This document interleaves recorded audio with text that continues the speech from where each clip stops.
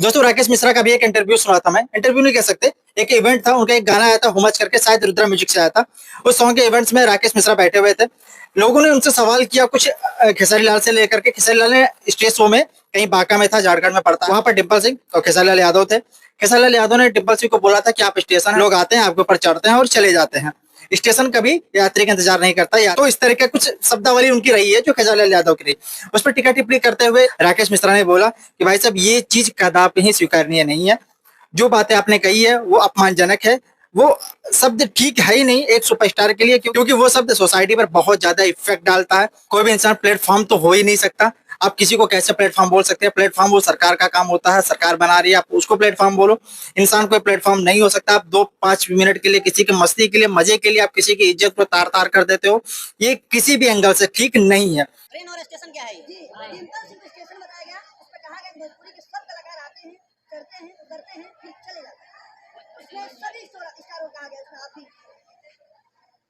मैंने कभी भोजपुरी में स्टेशन बनते देखा नहीं हूँ, ना ऐसा कोई प्लेटफॉर्म और स्टेशन होता है, क्योंकि गीत संगीत में व्यक्ति कैसे स्टेशन हो सकता है?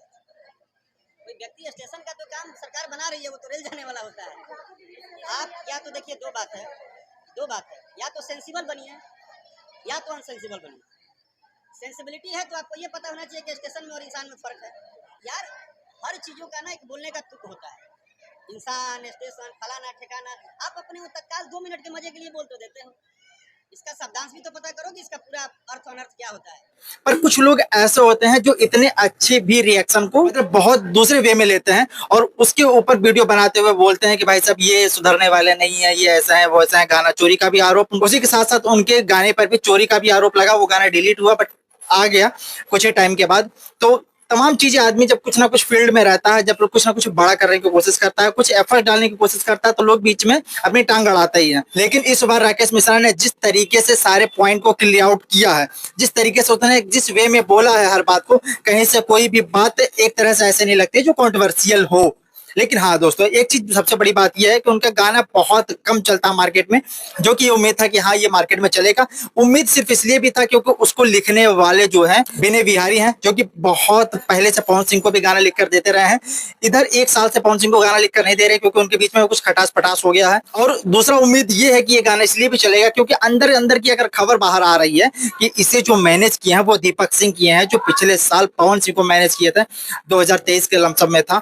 और जिस तरीके का रिकॉर्ड सेट किया उस वक्त पवन सिंह ने, वो अमेजिंग था, अनएक्सपेक्टेड था। अगर इसी तरीके से वो राकेश मिश्रा को भी गाइड करते, राकेश मिश्रा ने अगर मैनेजमेंट के तौर पर दीपक सिंह को रख लिया, तो भोजपुरी में राकेश मिश्रा के इर्द गिर्द भी कोई नजर नहीं आने वाला है।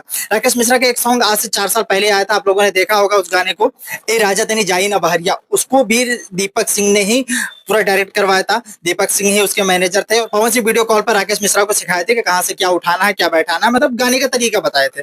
तो जहां पर दीपक सिंह हो, जहां पर विनय बिहारी हो और जहां पर राकेश मिश्रा हो, ये तीनों का कॉम्बिनेशन बनता है तो कोई भी प्रोडक्ट, एक बेहतरीन प्रोडक्ट तो बनेगा। तो ये वाली चर्चाएं थी कि मार्केट में ये गाना बजने वाला। राकेश मिश्रा ने भी रिक्वेस्ट किया कि भाई साहब आप जहां भी जाते हैं इस गाने को एक बार जरूर बजवाइएगा, जिससे कि हमें आप अगर आशीर्वाद देंगे तो मैं इससे भी अच्छा चीज मार्केट में लेकर के आऊंगा। इस प्रकार से राकेश मिश्रा ने अपने शब्दों को जिस तरीके से, जिस वे में रखा है, वो किसी भी एंगल से, किसी भी नजरिए से गलत नहीं है। बाकी सब चर्चाओं पर आपका क्या ओपिनियन है? कमेंट बॉक्स खुला। मिलते हैं अगले वीडियो में कोई नए फैक्ट के साथ। तब तक के लिए इजाजत दीजिए।